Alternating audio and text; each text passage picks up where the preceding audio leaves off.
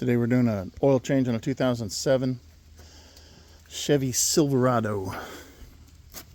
And we found out that the oil filter wasn't even tight.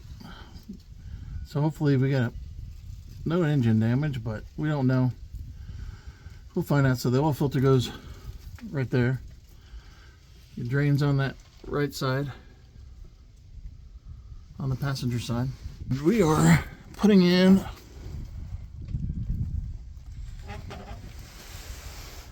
here's the oil filter we're putting on.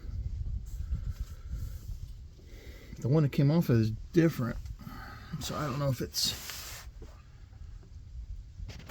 the right engine, but I looked up 5.3 liters and 6.0 liters. I believe this is a 5.3, even though the VIN number says it has a 6.0. And the oil filter is the same for both of them, so we probably have the right oil filter. So because of the way this oil filter is recessed into the pan, you can't use this oil filter wrench because it hits everything on the pan. So you got to get one without the thing that gets in the way. You can't use this one, but you can use, I'm not going to tighten this, but anyway, this one does fit on it, and it is out of the way of the oil pan. So is this a 6.0 or a 5.3? I believe it's a 5.3 because of the air intake. That's another story. So this is the oil filter that came off of it. I guess I just need to find out if that's the same one. The thread size seemed to fit. So the threads fit. Screwed right on there. This drain plug is a 13 millimeter. Putting the oil plug back on.